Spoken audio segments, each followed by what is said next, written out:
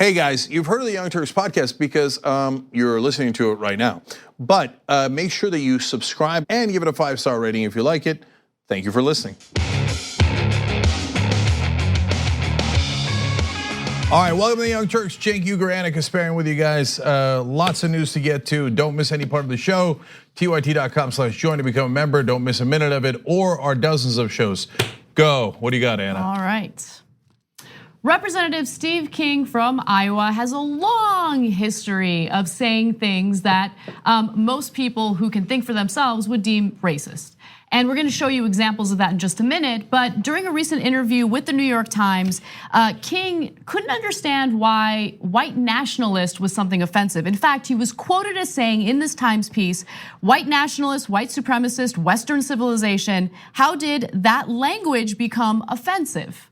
And then he said, why did I sit in classes teaching me about the merits of our history and our civilization? Now, following that statement, a number of Republican lawmakers have been calling on Representative King to resign. And it appears that they have now decided to strip him of any committee power within the House of Representatives. So all the committees that he was on, he will no longer serve on. King had been a member of the House Judiciary, Agriculture, and Small Business Committees. He had also served as chairman of the House Judiciary Subcommittee on the Constitution and Civil Justice in the last Congress. So I want to focus on that for a second. The Republicans had seen all of the other racist things that Steve King had said in the past. And they still had him, not just on the Judiciary Committee, but as the chairman of the subcommittee on the Constitution and Civil Justice. They put this guy as the chairman of the subcommittee on Civil Justice. I mean, that is basically spitting in minorities' faces. They already know all the other things that he said. Look, Steve King actually made an interesting defense of this last outrageous comment by saying, hey, look, the New York Times got me out of context in that I was saying, hey, white nationalism and white supremacy is one thing. Well, that's not what he said, but I was referring to Western civilization and how did that become a bad word? Because we're taught in classes about how great our civilization is. And that's an interesting point, and that's why sometimes progressives say, no, we should teach more accurate history. It doesn't mean that America is bad and the West is bad. It means sometimes we've done great things, sometimes we've done terrible things. And so, but Steve King doesn't want you to know that.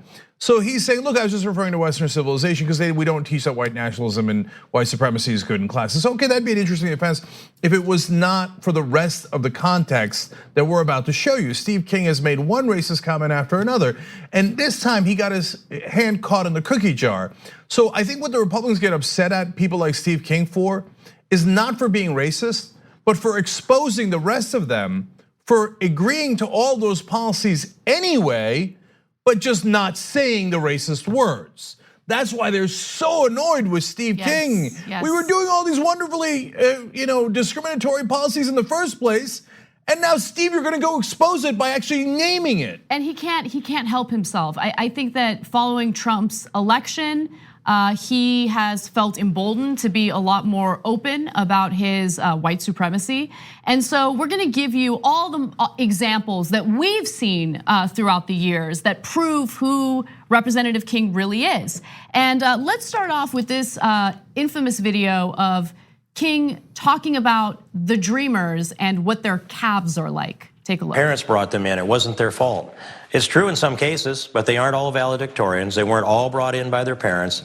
For everyone who's a valedictorian, there's another 100 out there that they weigh 130 pounds and they've got calves the size of cantaloupes because they're hauling 75 pounds of marijuana across the desert.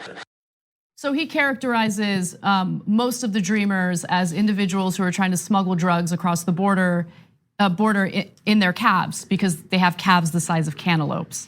I mean, look, do I have to bother telling you guys that there's no factual basis for immigrants having cantaloupe calves?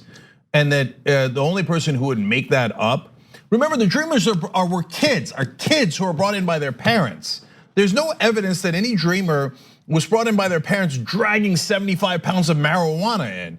He made that up, why? Because it's demagoguery. So you should hate the immigrants, even their little kids. You should hate them too because they have cantaloupe cabs. We're just getting started. This is not started. subtle. Yeah, we're just getting warmed up, as Cenk would say. So the next video is from 2016 during the elections, and here's what he has to say about whites versus everyone else. I'd ask you to go back through history and figure out where are these contributions that have been made by these other categories of people that you're talking about. Where did any other subgroup of people contribute more to civilization? Than white people? Than Western civilization itself that's rooted in Western Europe, Eastern Europe, and the United States of America. Western Europe, Eastern Europe, and the United States of America, Western civilization. I mean, that's the thing that he does often. He will replace the word race with culture. So when he gets accused of racism, there will be, in his mind, plausible deniability. Yeah, so let me just, because unfortunately, there's a lot of young people on the internet who get influenced by this garbage, and some really juvenile thinkers that influence them in that direction, including Steve King. And they go, well, yeah, right, Western civilization. Now I made all of them Trump. Western civilization, it's great, right? And all the other civilizations suck. That's not remotely true. The Chinese civilization was amazing. So if you're talking about culture, there are, and I've said this 1,000 times, I'm not your everyday liberal. I believe that there are differences in culture, and I believe that a lot of the cultures have wonderful parts and not so great parts, and we should actually figure out what the good parts are and take that. But that doesn't mean, if you then say, well, Western civilization is all great and the rest of the cultures suck, you're an idiot, because that's not remotely true. It's not about being, oh, I need a safe space because you said the Chinese are bad. No, it's not about being politically correct. It's about being factually and historically correct. So for example, if you were to say, hey, Western civilization focuses on education. Well, there's a lot of that is correct. Public education started in Scotland, and it was a wonderful, basically not an invention, but a new way of doing things that greatly enhanced our society, culture, etc. That is why you had all those geniuses come out of Scotland, not because all of a sudden there were more smart people in Scotland like Adam Smith and Hume, etc., but because more people had opportunity because of public education. But you know who else emphasized education? And way long before Scotland did? China. Chinese culture is all built around education.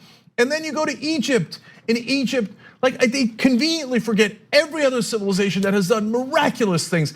Europe was a bunch of peasants groveling in mud at the time that Egypt had conquered the world. Now, does that make, if at that point you had a Steve King in Egypt, they'd be like, he's like, look, obviously these Western and Eastern Europeans are the worst of the worst. They've accomplished nothing. Egypt has built pyramids and the most amazing things that humanity has ever seen. And these white people are so stupid, they'll never amount to anything.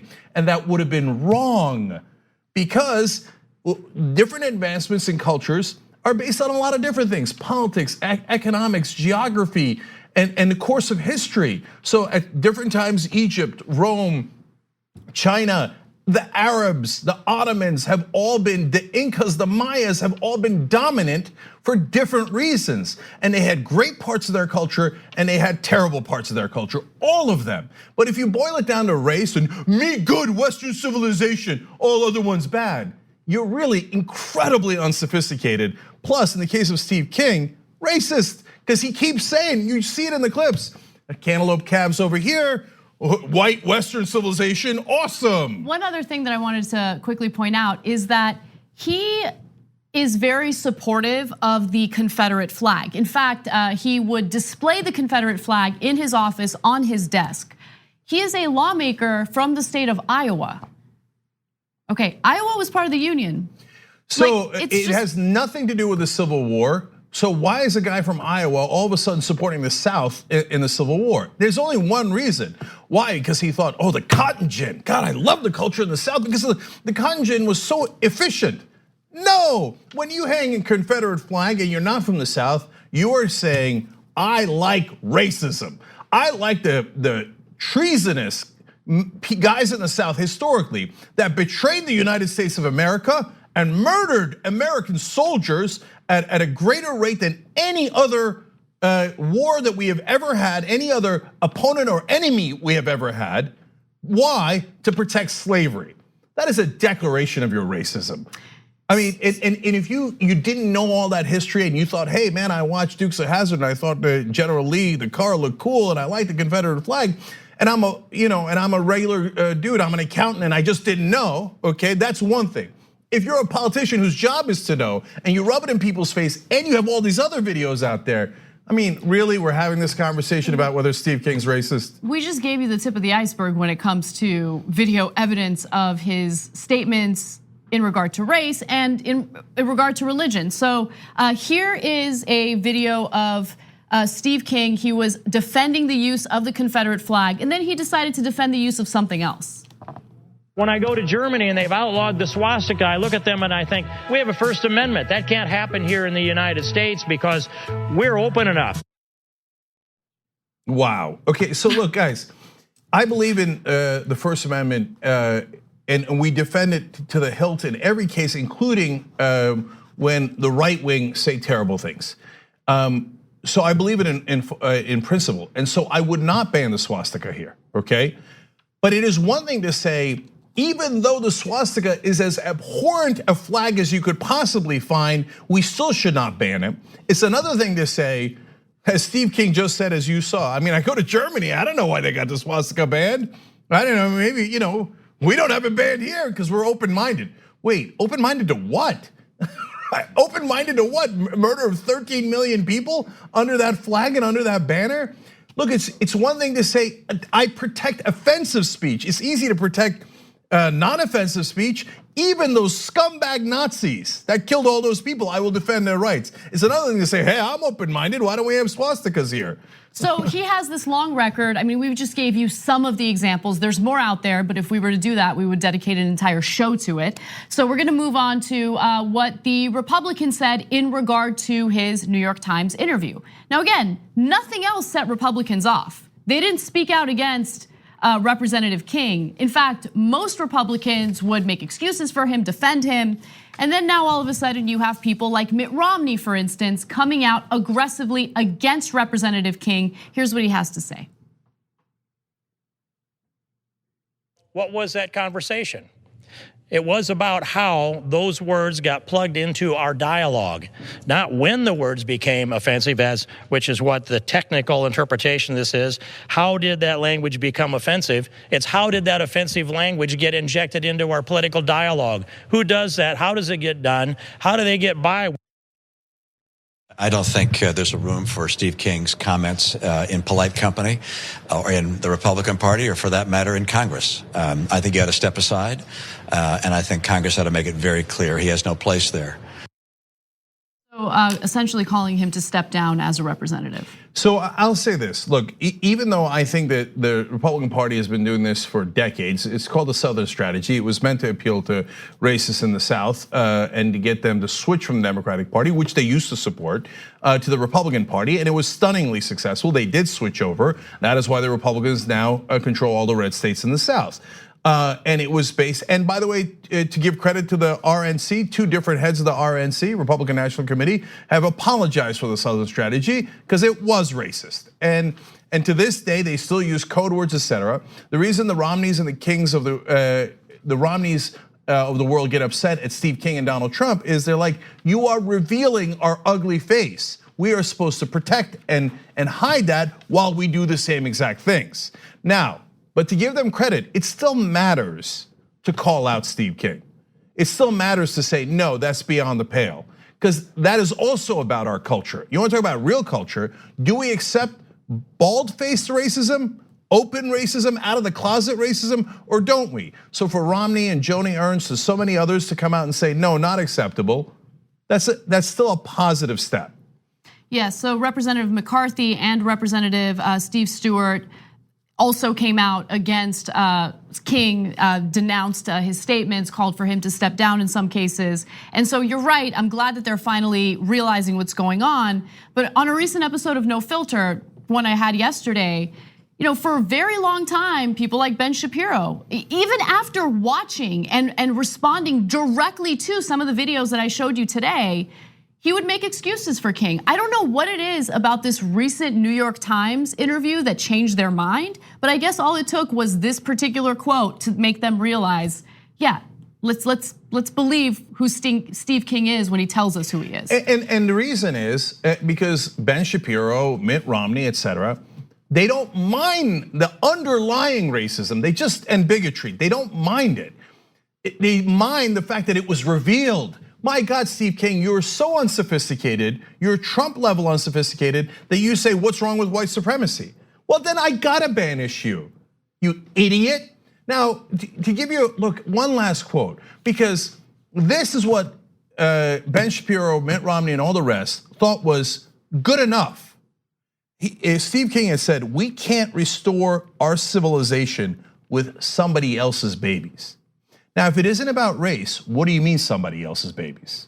If it's about culture, why couldn't Latinos love Western civilization? My dad was born a Turkish Muslim in southeastern Turkey. He's atheist now, but he came in. He loves American culture, and that's part of why we moved here. Loves it, right?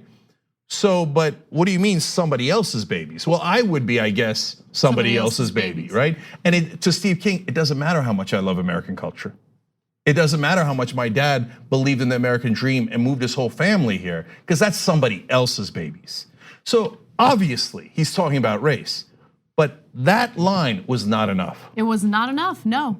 In fact, Shapiro defended him when it came to that specific tweet. He put that out there as a tweet when he was defending a right-wing politician in a different country. But look, again, finally, I'm glad that people came to their senses and they're denouncing this, and it does hold weight to denounce it. It does hold weight to come out against someone who openly, on a regular basis, makes statements that are prideful of his white supremacy and prideful of his ideology that other races are beneath the white race.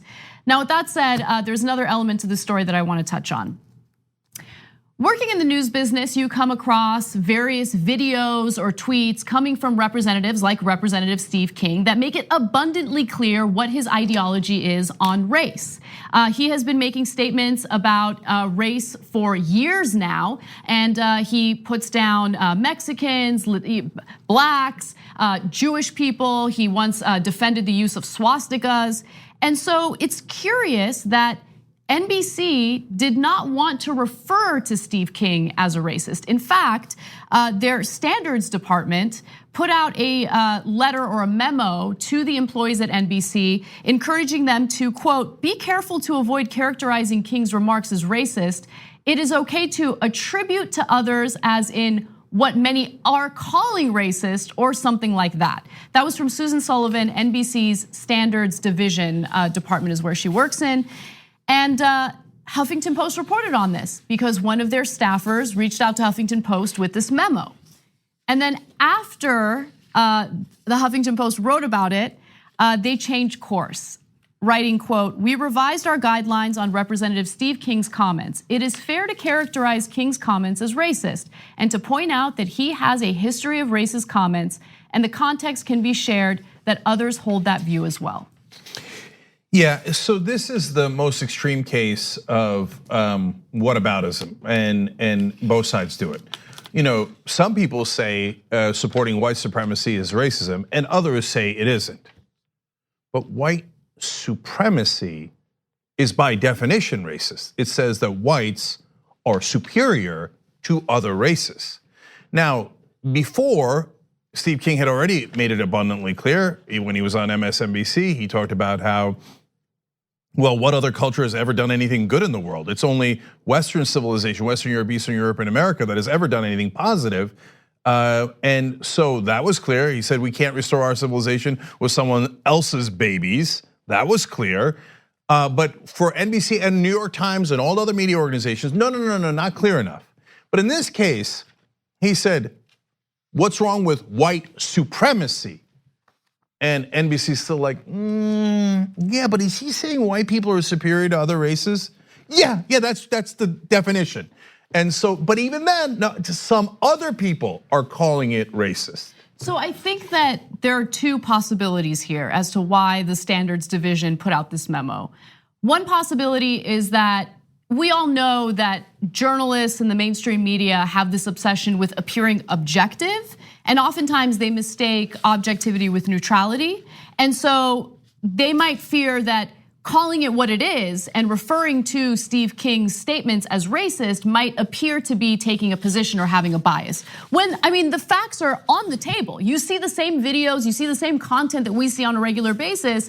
I think that when you have that much evidence, it's okay to tell your audience the truth about who this politician really is.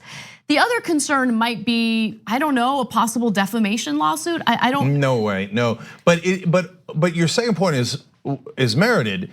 It is general caution. So whether it's because of their concern about lawsuits or anything else, but mainly political pressure, that they are like, hey, don't ever call anything what it actually is.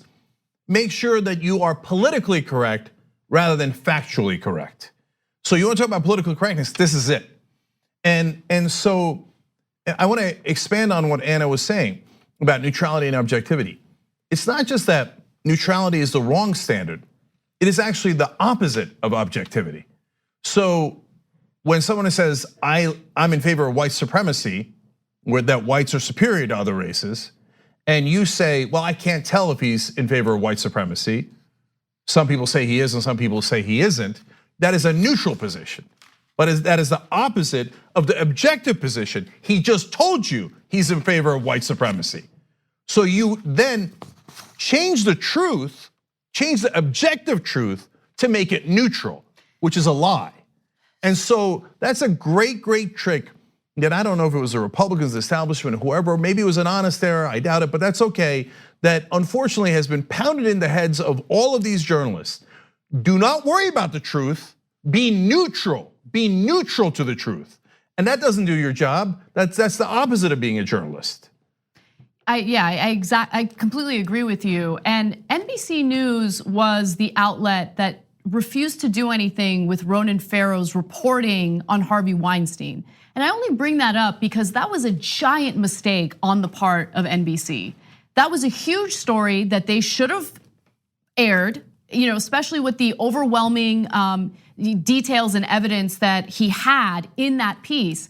But they avoided publishing it. I don't know what their reasoning was behind it, but there's this pattern emerging where it appears that NBC wants to protect people that they shouldn't be protecting. It's your job, I'm talking about the news division specifically, to do your jobs and share the news with the American people, not try to protect your own brand by pretending like you're neutral or avoiding offending anyone in a position of power. And so, look, this one got to be easy because he couldn't have made it any easier unless he openly, saying out you're in favor, you don't see what's wrong with white supremacy is about 1% different than saying, yeah, I'm a proud racist, right? So, NBC, until they got pressure, didn't even want to go that extra percentage, and they were skittish about it, but they got so much pushback that they're like, oh, wait a minute, the people at the country club that we all have drinks with now are saying we're doing the wrong thing. Okay, then we change. Even the New York Times changed, oh my God, even if they changed, then okay, fine. And by the way, great credit to Yashar Ali who broke the story for Huffington Post. But on more important issues, now I'm not saying that the issue of racism isn't important, it's massively important, only because Steve King's on his own here. But when it came to the Republican Party versus Democratic Party versus the truth on the issue, for example, torture during the Bush years, what they would, the standards for almost all the media companies was that they said what human rights groups and critics say is torture. And oftentimes they didn't even say that, they called it enhanced interrogation. But wait a minute, you don't have to do that caveat. It was torture according to United States law, not just international law that we were supposed to abide by and we had signed on to, but US law, waterboarding, let alone the physical assaults that we did, let alone the sleep deprivation, which is also torture, let alone burying people alive or threatening to bury people alive, I should say, which we did on occasions and all those things. Those are the definition, according to the law, of torture. But since Dick Cheney and the Republicans said, do not call it torture, otherwise we'll say you're biased, all those media organizations chose to be politically correct and not factually correct. So they would say things like what human rights groups and critics say is torture, but what Dick Cheney says is enhanced interrogation. Well, you were neutral, but you were not objective, and you did not do your job. So I think that a progressive critique of the media bothers them more than a right-wing critique, because the right wings are a bunch of knuckleheads. Why don't you do propaganda for us? Right? That's not an interesting critique. But when we challenge them on what is objective standards, then they get really uncomfortable and they don't want to have that conversation because they know they're wrong. And so I want to leave you though on a fun note and give credit to Meredith Blake with a great tweet here. When Yashar Ali broke the story and he tweeted out that NBC is saying don't call it racist, but say that many people are calling it racist. Meredith tweeted, many are calling this pathetic. Yeah. So that's fun. We got to take a break. Let's do that. And when we come back, we have more stories for you, including William Barr's testimony during the hearing to confirm him as Trump's next attorney general. In one of the points, they seem to admit that Trump's an idiot. It's fascinating. They just do it right in front of us and we all move on. I'm gonna keep pounding this home now, 25th Amendment. Anyway, we'll explain when we come back. We need to talk about a relatively new show called the Republic, or UNFTR. As a Young Turks fan, you already know that the government, the media, and corporations are constantly peddling lies that serve the interests of the rich and powerful. But now there's a podcast dedicated to unraveling those lies, debunking the conventional wisdom. In each episode of the Republic, or UNFTR, the host delves into a different historical episode or topic that's generally misunderstood or purposely obfuscated by the so-called powers that be. Featuring in-depth research, razor-sharp commentary, and just the right amount of vulgarity, the UNFTR podcast takes a sledgehammer to what you thought you knew about some of the nation's most sacred historical cows. But don't just take my word for it. The New York Times described UNFTR as consistently compelling and educational, aiming to challenge conventional wisdom and upend the historical narratives that were taught in school. For as the great philosopher Yoda once put it, you must unlearn what you have learned. And that's true whether you're in Jedi training or you're uprooting and exposing all the propaganda and disinformation you've been fed over the course of your lifetime. So search for UNFTR in your podcast app today and get ready to get informed, angered, and entertained all at the same time.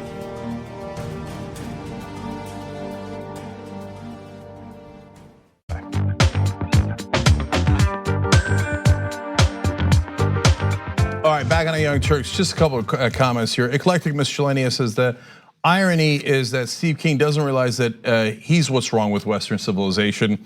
His backwards racist views are on the way out and human civilization will all be better for it. So I wanna just elaborate on that for a second. Yeah, I said I love American culture in the last segment. So what do I love about American culture? That it is open to other races, other ethnicities, other cultures, and it gets better and better as we add those races and cultures and the positive parts of those cultures. Now, what don't I love about American culture in the past? Well, and unfortunately today, well, the racism, slavery in the past. I mean, is anybody proud of that? Or at least openly proud of that? I guess Steve King comes as close as you can get. So that's the part of our culture we want to lose. So if American and Western culture has a problem, it is the racism that Steve King exhibits, which he then ironically says is the best part of the culture. He misunderstands it 100%. So thank you for sending in that comment. And that's from the members section, and our members are great about all these comments. I'm gonna read one last one here. Progressive Engineer writes in, why turn on Steve King now? Because he scraped out a win and kept a seat in Republican hands. Now he can resign, the governor appoints a replacement, and the replacement runs as an incumbent without racist baggage in 2 years. Bingo, exactly. Our members are incredibly smart. Now they could have called out Steve King before the election, but then that might have cost the Republicans a seat. And they don't mind his racism as long as they keep the seat. And look, others wrote in about the voters of Iowa, one of 19, I believe, wrote in about that. And that's a mixed bag. So, you'd be shocked at what a lot of voters don't know. Do they know every single clip we showed you? Of course not. Do they know some of that? Do some of them know some of it? Yes. So should you blame them for the people who do know about it? Yes. But a lot of them don't. So it's a mixed bag. But I think they're all on borrowed time there. JD Scholten had a great run there. I don't know if he's going to run again. If he does, I think next time he'll probably win. And King barely beat him with this terrible track record. But now these comments have gotten so much more publicity. So if he does stay and runs in the next election, well, then a lot higher percentage of his voters will know how racist he is. And then if after this they still put him in office, then okay, then it's 100% on them. All right, Anna, what's next? All right. Today, William Barr, Trump's pick for his next attorney general, had his hearing in the Senate. And the line of questioning was important, especially when you consider the fact that Barr had put out a memo criticizing the Mueller investigation into Russian collusion and Trump's possible obstruction of justice. Now, the memo raised a lot of concerns, and also through this hearing, we found that Barr explained that he had met with Trump in 2017 about potentially joining Trump's legal team, and that Trump had pressed him about what he thought about the Mueller investigation. So look, Trump doesn't like the Mueller investigation, we all know that. And the fact that he chose someone who had put out a memo that was very critical of the investigation raised a lot of red flags. But he did answer very specific questions about the investigation and what he would do in different scenarios if he were the attorney general. And his answers were fascinating. We're gonna let you take a look for yourselves and then we'll analyze them for you. What would be your breaking point? When would you pick up and leave? When is your Jim Mattis moment? When the president has asked you to do something which you think is inconsistent with your oath. Doesn't that give you some pause as you embark on this journey? It might give me pause if I was 45 or 50 years old, but it doesn't give me pause right now. I am not going to do anything that I think is wrong, and I will not be bullied into doing anything I think is wrong by anybody, whether it be editorial boards or Congress or the president. So with the exception of that memo that was critical of Mueller's investigation, Barr seemed to be a pretty safe pick for Trump because Barr had worked for the George H.W. Bush administration. Everyone seems to believe in his extensive experience, that he's one of the best lawyers in the country. And so, again, I don't know how this is all gonna come out. The Senate is controlled by Republicans. He's gonna get confirmed, we all know that. But I don't know if he's telling the truth when it comes to the Mueller investigation. So he was George H.W. Bush's attorney general. So since he was confirmed for that, this seems like a layup. And we talked about when he was picked, well, he's nearly a perfect guy for Donald Trump because he is already part of the establishment, but he put out this memo saying, yeah, I think Mueller investigation's, not right, and I support Donald Trump. By the way, if you're a random lawyer, and a lot of people have made this point, all the way up to Dianne Feinstein, that's my second day in a row giving her credit, saying you're in a normal law firm. It's a good law firm. I don't know that he's one of the best attorneys in the country, but it's a very solid law firm that he's in. Why are you all of a sudden writing a memo about Mueller? Why is a random lawyer writing a memo about, he's not working on any political case at the time. He's just like, that's him raising his hand and saying, Trump, you can pick me because I'm gonna defend you. So now the question that the senators have to decide is, when he raised his hand and said, don't worry, Donald, I got your back, you should pick me, was that the real Barr? Or when today he comes in front of the Senate and says, oh, no. Mueller investigation, I'm gonna allow that to continue. Of course I believe in the process and I've got principles and I would resign right away, as you just saw there. Is that the real Barr? Look, my experience of having covered politics for over 2 decades is that when they're in front of the Senate, that is not the real person. Of course. 9 out of 10 times they are lying. Now, you're not supposed to say that in polite company. You're only supposed to say about Donald Trump because he's so obvious, right? But a lot of these establishment figures lie through their teeth, and they go, especially the justices. They go up and they go, oh my God, I'm just gonna call balls and strikes. Politics, I never heard of politics. What's politics? And then they go in, and whether they're conservative or liberal, they vote with conservatives or liberals almost every time, except the liberals will then vote with corporate interests as well. So, and they'll proudly declare that as well. So basically, it's very impolite for us to point out that the track record of people in front of the Senate, when they say that they will not be influenced by political factors, as he's saying now, their track record is terrible overall, terrible. They're almost always lying. So this guy who got picked because of the memo now, of course, says, oh, I'd like to be confirmed. Earlier, my audience was Trump. Now my audience is these senators who'd like me to pretend that I'm unbiased. Well, okay, so he's gonna pretend. So what's he gonna do at the end? And I'll tell you this. So again, I'll tell you things that you won't hear in the rest of the media. He will do whatever is good for himself. So if he feels like, hey, Trump's gonna make it and he's gonna survive, and then I'll be his attorney general for a long time and I'll be great for my career, then he'll back Trump. If he thinks, oh wow, this is really bad, Trump's gonna go under, I will be a man of principle and people will applaud the principles that I have. I will stand up to Donald Trump. That's how he'll make the decision. Well, let's take a listen to more of his testimony in regard to the Mueller investigation. He was asked about it throughout this hearing, and I wanted to share this one final video about it with you. You say you've known Mueller a long time. Would you say you have a close relationship with Mr. Mueller? I would say we were good friends. Would you say that you understand him to be a fair-minded person? Absolutely. Do you trust him to be fair to the president and the country as a whole? Yes. I believe it is in the best interest of everyone, the president, Congress, and the American people, that this matter be resolved by allowing the special counsel to complete his work. I will not permit partisan politics, personal interests, or any other improper consideration to interfere with this or any other investigation. I will follow the special counsel regulations scrupulously and in good faith, and on my watch, Bob will be allowed to finish his work. Do you believe Mr. Mueller would be involved in a witch hunt against anybody? I don't believe Mr. Mueller would be involved in a witch hunt. Do you believe that Attorney General Sessions had a conflict because he worked on the Trump campaign?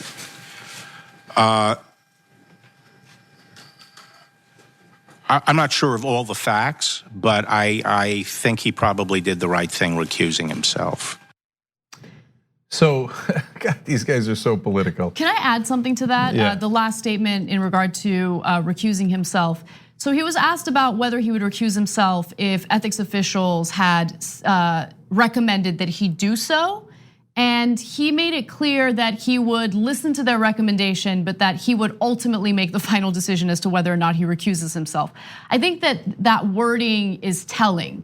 Even in this context where it's clear that people who are being asked these questions in these hearings usually tell them what the senators want to hear, he still wasn't willing to say, yes, I would listen to the ethics officials and I would recuse myself upon their recommendation. Just want to put that out there. Yeah, look, give him credit for being savvy. Why did you write the memo saying the Mueller investigation is wrong unless you were planning to, be considered for this position? There's no other reason, okay? So, and now why are you saying the opposite during your testimony? You're saying the opposite because you want to be confirmed. And you think the senators won't confirm you if you say the same thing that you said in the memo, which is the Mueller investigation is unacceptable, et cetera, right? So now all of a sudden he seems like he literally said, Bob Mueller, we're great friends, we're good friends. Oh, Bob Mueller would never do anything wrong. Then why'd you write the goddamn memo, right? So you'll excuse me if I don't believe him. But I'm telling you, right, I'm not making a prediction that he's gonna back Trump. He's gonna do it based on what is good for his career. That's who William Barr is. Now, there was one other part of these hearings that I was amused by. It's maybe not the most important part of the meeting or the hearing, but I want to share it with you guys. During William Barr's Senate hearing and confirmation process for Attorney General, he had this interaction with Senator Lindsey Graham, a Republican, about Donald Trump's attention span. Here's how it went.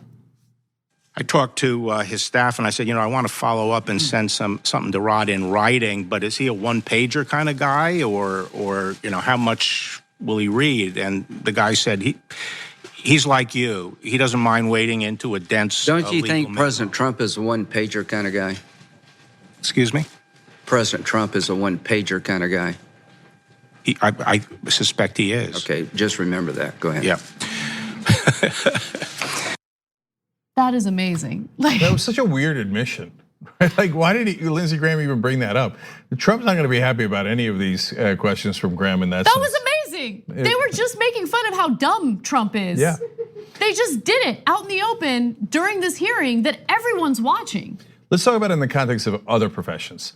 So by one pager, in case you're unclear about it, and because we've done a lot of reporting on it, Trump won't read anything past one page. And a lot of times his staffers have said, even on the one page, you got to put pictures or put his name in there a lot so it'll draw his attention. I mean, I don't have to continue. That's so pathetic, but I will just in case. Imagine if there was an engineer who was a one pager. Oh, no, Bob will only read one page of how you build that bridge. But there's a lot of pages to how we build that bridge or that building. No, Bob's a one pager. Imagine if he was a doctor. Well, Bob will only read that one page about how to do brain surgery. No, but wait a minute, there's a lot of pages in how you do brain surgery. Yeah. No, he's a one pager. But it applies to everything, even jobs that aren't, life and death professions like what we do. So would you trust anyone who delivers the news based on what they read on one page? Well, then you shouldn't watch TV because all they do is read the prompter, and they didn't write there. Almost no anchor on television writes what they read. Rachel Maddow's an exception. There's a couple of other exceptions, but outside of that, their producers write it and they come on air and go, "Okay, the prompter says," right? But back to Trump. Being a one pager means you're not very bright. You're juvenile, and look, don't get me wrong. If you're annoyed by a 28, 38 page document on policy, I hear you. But then you probably shouldn't. Yeah. Then you shouldn't be president. So if it turns out that the North Korea conflict is more complicated than one page, we need the president to read past one page. But he won't do it. And look here, this is not Democrats. These are not liberals. Lindsey Graham is one of his top allies. And that's why I was amused that he gratuitously brought it up. Lindsey Graham's like, he's a one pager, right? And the guy who's gonna be his attorney general, I was like, yeah, I suspect so. Okay, 25th Amendment. If the president cannot read past one page, 25th Amendment, you gotta get him out of office. He's not qualified to be president. I mean, what if we're talking about a nuclear situation where you gotta read into page 2? And he's like, nope. You got to make that one page really strong because I only read the one page. If in page 2 the whole world blows up, sorry, I'm a one pager. Okay, I'm gonna ask our director to cue up that video again. Don't go to it yet. I will toss to it because they're talking about how dumb Trump is, like out in the open, right? And it's incredible because I don't think William Barr expected it. And what I love about this video, look, you guys got to understand, like there's very little joy in the job I do right now, right? So when I come across these amusing interactions, I'll watch them over again just to give me some hope, just to keep me going. And so I just couldn't help but notice William Barr's face as Lindsey Graham was asking the question. And I just want you guys to pay attention to how caught off guard he was. Let's watch it again. I talked to his staff and I said, I want to follow up and send something to Rod in writing, but is he a one pager kind of guy or how much will he read? And the guy said he's like you. He doesn't mind wading into a dense. Don't you think President Trump is a one-pager kind of guy? Excuse me? President Trump is a one-pager kind of guy. I suspect he is. Okay, just remember that. Go ahead. Yeah. I'm glad we play that video again because I'm also amused by the smiles on everyone else's face. Yeah, the Even lady behind Feinstein. Barr. Yeah, the lady behind Barr is like, yeah, one pager, idiot, right? And I don't know if she's a Republican or a Democrat. And then Feinstein's next to Lindsey Graham. She woke up out of her nap to be like, yeah, one pager, right? Okay. Now, not yet, because Graham has, and by the way, if you misunderstood what he's saying because you didn't have enough context there, he was asking if Rod Rosenstein's a one pager kind of guy. And they're like, no, like you, he wades into the policy because he's actually a smart person and cares, right? So Feinstein, now she starts smiling. The lady in the background smiling. They're all smiling like, yeah, that's right. We have an idiot for a president. That's so funny. He's totally incapable of doing the job, but we're all pretending that he is. No. We probably shouldn't do the 25th Amendment. That's so funny. Oh, come on. You made it all serious. No, get him out of office. You're right, 25th Amendment right now. Do it right now, man. The guy is incapable of leading anything. He can't lead it out of a wet paper bag. He led his own business into 6 different bankruptcies, okay? And I wonder why he was bankrupt 6 times. If you can't read past page 1, and you got a loan like you did with the Taj Mahal at 14%, you might find out on page 2 that you can't afford that loan. Oops, he's a one pager. Moron. And I gotta say this, sorry Anna, last thing out from me. I am the bad guy for calling Trump stupid. The rest of the media says, oh, that's unacceptable. No, you guys are being politically correct. You're saying, well, some people say he's like a smart person. Trump says that. Okay, and some people say otherwise. Actually, almost no one in the media says what is plainly obvious. The president is a moron, and everyone knows it, but in order to be polite and politically correct, they won't say it. And that's the difference between us and them. You all know it. Even if you're a conservative, you know it. I desperately want a TYT, Shop TYT t-shirt that has Trump's face on it with the quote, one pager kind of guy. just one pager. I will wear that shirt on this show with a blazer. Okay, that's how much I would love that shirt. Anyway, all right. ShopTYT.com. We got to take a break. When we come back, there's some breaking news, but let's gather our deets and then we'll come back with that and more. At TYT, we frequently talk about all the ways that big tech companies are taking control of our online lives, constantly monitoring us and storing and selling our data. But that doesn't mean we have to let them. It's possible to stay anonymous online and hide your data from the prying eyes of big tech. And one of the best ways is with ExpressVPN. ExpressVPN hides your IP address, making your activity more difficult to trace and sell to advertisers. ExpressVPN also encrypts 100% of your network data to protect you from eavesdroppers and cyber criminals. And it's also easy to install. A single mouse click protects all your devices. But listen, guys, this is important. ExpressVPN is rated #1 by CNET and Wired magazine. So take back control of your life online and secure your data with a top VPN solution available, ExpressVPN. And if you go to expressvpn.com/TYT, you can get 3 extra months for free with this exclusive link just for TYT fans. That's expressvpn.com/TYT. Check it out today. Go. We hope you're enjoying this free clip from the Young Turks. If you want to get the whole show and more exclusive content while supporting independent media, become a member at tyt.com/join today. In the meantime, enjoy this free segment. All right, back on the Young Turks. We do have breaking news for you in a sec, but let me read a couple of your comments first. This is all from the members section in the beginning. And you know what? I'm going to give 2 shout outs to 2 members right now. Steve Webber and Dakota Darkstar. How's that for an awesome name? And how are you not in a Quentin Tarantino movie? Okay, tyt.com/join to become a member of the Young Turks. Warney writes in, this goes towards Anna's theory that Lindsey Graham is secretly trying to oust Trump. Yes, okay. Yes, my theories are good. I've seen a couple of people tweeting about that. You started a fire there, Anna. Eclectic Miscellaneous says, Trump's a one-pager. Let's hope he's also a one-termer or less. Ethan says, you need to undergo a lie detector test to become a cop in San Diego. Can we start attaching politicians to them once a year to get answers and for confirmations? We're onto something there. In Rebel headquarters tonight, I got Richard Ojeda, and he's the one that came up with the idea of putting body cams on lobbyists. So maybe we could also do lie detectors for politicians. I'm gonna give, I'll go to Twitter for a second. Laura Gelazunas with a shout out to another show and host, which I'm happy to do. The only mainstream media I watch with some regularity is Maddow. I enjoy her history lessons and deep dives into subjects. Hear you on that, Laura. Thank you. So let's do the breaking news. All right. Senator Kirsten Gillibrand from New York has announced that she plans to run for the 2020 presidential election.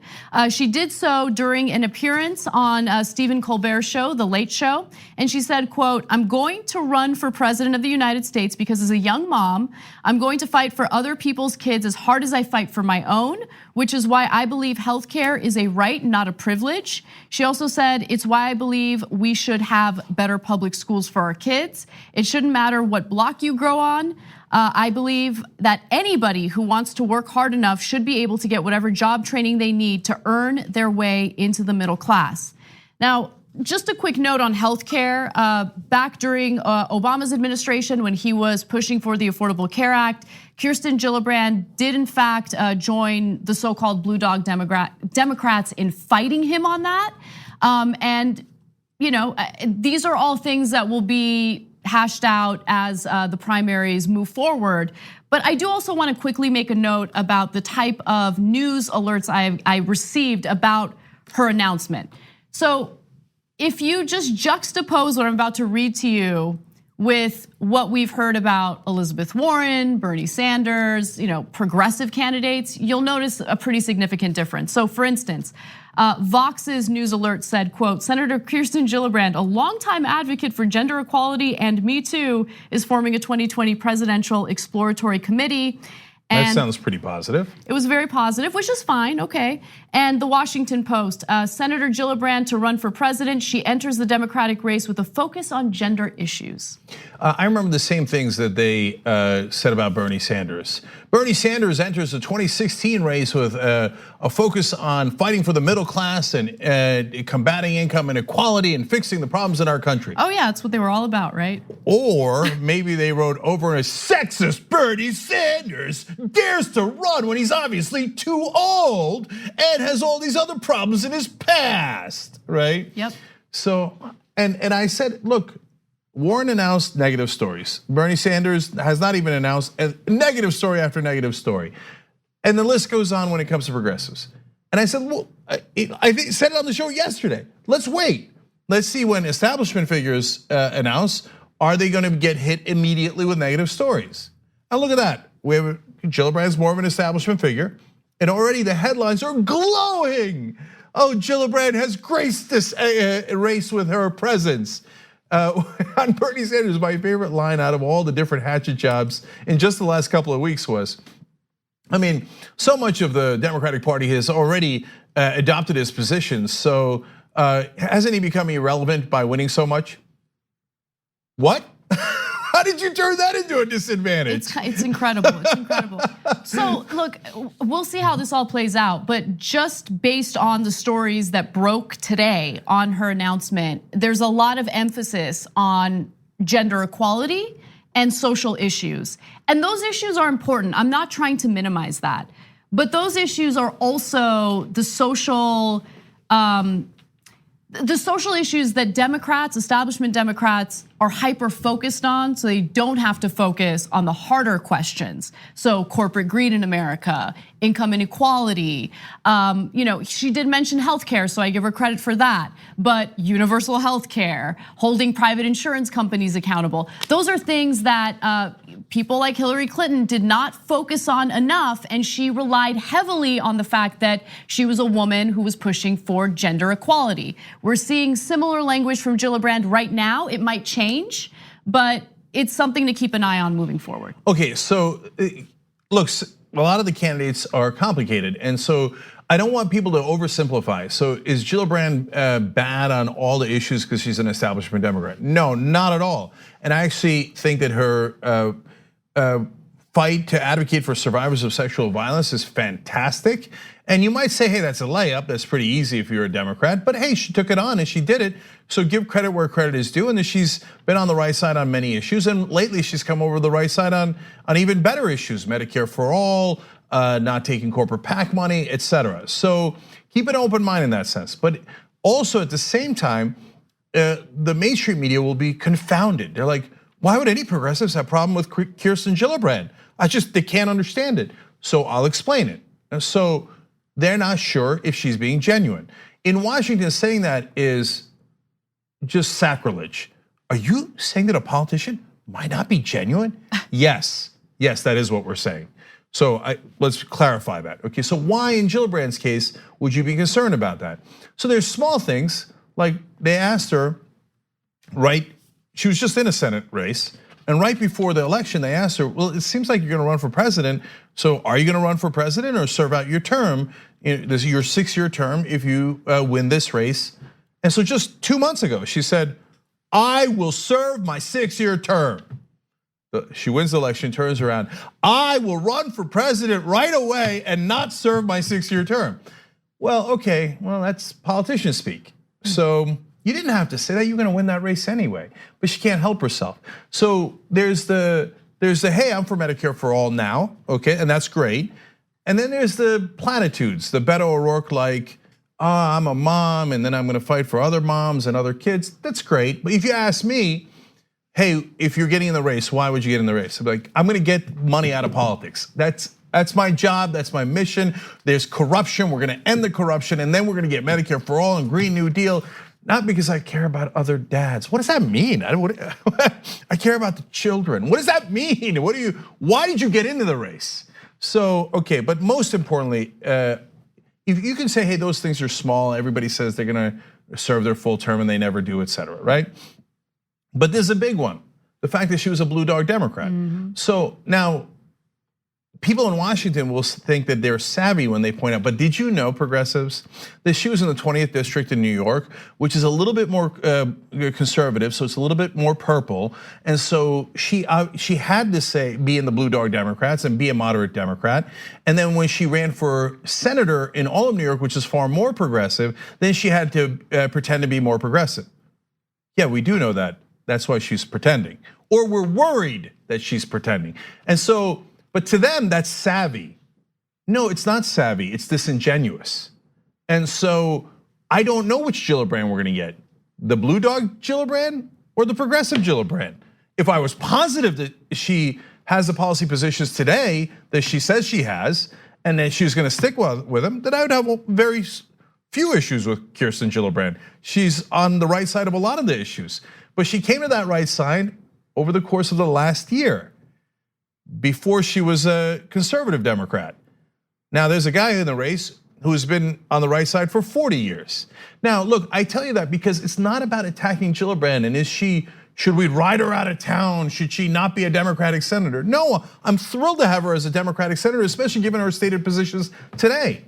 But we're trying to choose who would be the best candidate for the Democrats. So all that in service of keep an open mind, let's hear out Gillibrand. Maybe she has a wonderful answer for why she was a blue dog Democrat and is now a progressive. So let's hear that answer. But if you come into it with a note of caution, well, that would be understandable given the track record. And to be clear, you should come into this election with a note of caution in regard to every single candidate. You should have a healthy level of skepticism when it comes to the proposals that these politicians claim they support. I think one of the biggest mistakes anyone can make, and this mistake happens in every election cycle, is assuming that you know the candidate, that you know the politician. They do change their tone, they do change their policy positions depending on which audience they're speaking to in a lot of cases. So just be aware of that and look at their voting record. I think that their voting record says way more about them than what they say on the campaign trail. And more importantly, I think that since this is her announcement and she decided to be hyper focused on social issues and gender equality as like her initial platform position, I think it says something. That's what she wants to focus on. That's what she wants to be known for. It's not about income inequality, and I think that that might say something about what she really represents. But who knows? I could be wrong. I just know that if I were gonna announce that I'm running for president, I would want to have my most important policy position front and center from the very beginning. And so look, last two things on this. To Anna's point, I think that I was not careful enough about Beto O'Rourke when he was running the Senate race. And I want to talk more about that in the post-game because it's a long topic. So tyt.com/join to become a member and we'll talk about it. I want to spend some time saying what I got right and what I got wrong in that Senate race with Beto O'Rourke and why we got to be careful about politicians. That's absolutely true. And the last thing is if a lot of times establishment Democrats will twist what progressives said completely around. So Anna is concerned she's putting out, the Me Too movement as her primary issue. Is that because they will then twist it and say, oh, you see that Anna Kasparian doesn't care about the Me Too movement? No, it's because we assume that the Me Too movement is obvious. Yeah. I mean, fighting against sexual violence is obvious. That those should not be difficult positions in the Democratic Party. Exactly. Those should be givens. Those are table stakes. If you're not on board for that, we got no interest in you at all. So it's to us as progressives, it's a little like bragging about, I'm also in favor of oxygen. I believe in breathing. Of course, now let's get to the hard part. Exactly, yes. All right, switching gears and moving on to Trump's administration. Rod Rosenstein has been looking into changing some of the policies in the White House in regard to spying on journalists, in particular journalists who are reporting based on sources who leaked information to them. Now, Trump's White House has been notorious for leaking information to reporters, and Trump has never really been able to stop these leaks from happening. So as a result, it appears based on reporting by The Hill, John Solomon at The Hill, Rod Rosenstein was looking into lowering the bar in order to have administration officials spy in on journalists. So the Department of Justice quietly has been working on a revision of its guidelines governing how, when, and why prosecutors can obtain the records of journalists, particularly in leak cases. The work has been supervised by Deputy Attorney General Rod Rosenstein's office. Now, let me tell you how the current system works and what Trump's administration would like to switch it to. So the current system requires prosecutors, in most cases, to exhaust all obvious investigative methods for identifying leaks before seeking to intrude on a journalist's free speech rights. Because as you know, journalists are protected by the First Amendment, and a good journalist is not going to automatically give up his or her source just because there's pressure from the White House. So there are certain protections for the journalists, and it's important to maintain that so they can get the news to the American people, so they can be informed and make the right decision for themselves when they go out there to vote. Now, in addition, the rules generally have required DOJ to alert news organizations in advance of a possible subpoena, giving both sides a chance to negotiate before the subpoena. So that's another important part of this, right? Okay, well, before we go to the nuclear option of a subpoena, let's see if we can negotiate this and figure out what's going on. Now, here's what the DOJ wants to do. The ongoing DOJ review has two main goals. The first is to lower the threshold that prosecutors must meet before requesting subpoenas for journalist records. The second is to eliminate the need to alert a media organization that justice intends to issue a subpoena. Now, they have not finalized these guidelines. In fact, it's actually unclear as to whether or not they will finalize these guidelines. But if they do, it would be bad for journalists who are reporting based on White House aides leaking information to them. So I hope that I'm not nitpicking here when I read you a sentence from The Hill, which I think is problematic. Because we do read The Hill, and John Solomon works there, and he was targeted by Mueller and the FBI, and wrote a wonderful piece. But they, in explaining the Trump position in this issue, they say that they also contend that the current rules treat journalists as a special class whose First Amendment rights are elevated above those of other Americans, something they don't believe the founding fathers intended. Well, then they had a curious way of showing it because the First Amendment doesn't just say freedom of speech. It says freedom of speech and freedom of the press. In fact, the press, other than politicians, is the only profession mentioned in the United States Constitution. And yes, they are literally singled out in the First Amendment for extra rights. They have a freedom of the press. They bothered to say this particular occupation needs to be protected from the government. So you can repeat the Trump administration position, but you should put the next sentence in saying that is factually incorrect. Here's what the First Amendment actually says. Yeah, I mean, look, I do think you're nitpicking a little bit. I mean, if I had written this piece, I wouldn't have thought to do that, and there's no ill intent. I just wouldn't think to do that. But real quick, the reason why the press is the, media, it's the only occupation that's mentioned in the Constitution is because real journalism is not friendly to people in positions of power. And so as a result, a real journalist would be a target of politicians, corporate executives. The muckrakers back in the day that actually inspired me the most were those who would investigate wrongdoings by big business in America. And so, yeah, you need those protections to ensure that you don't have the government coming after journalists for simply doing their jobs and informing the people about what people in positions of power are doing. What the Founding Fathers actually didn't foresee is that a corporate media would grow, and that corporate media would help the politicians and those in power to actually fight against real journalists. So, for example, David Sirota the other day just pointed out, hey, Beto O'Rourke is the #2 recipient of oil and gas money in Congress. It's a fact, right? And you can make with that fact, you can say, hey, there's a reason for that. He's from Texas, et cetera, but he just tweeted out a fact. And NBC News sent in Alex Seitz-Wald, who used to work for Debbie Wasserman Schultz, et cetera, to write a hit piece about Bernie Sanders supporters are now pointing out facts about other people. So now, unfortunately, a lot of the mainstream media is used to attack real reporters who are trying to challenge power and politicians, et cetera. So that is actually what the Founding Fathers didn't see coming. Now, there's a final component to this story that I wanted to share with all of you. William Barr is being considered as Trump's next attorney general. So the Senate held hearings to decide whether or not they would confirm him. And during an exchange with Senator Klobuchar, Barr was asked about what Rod Rosenstein is doing. And here was the reaction. I know there are guidelines in place, and I can conceive of situations where, as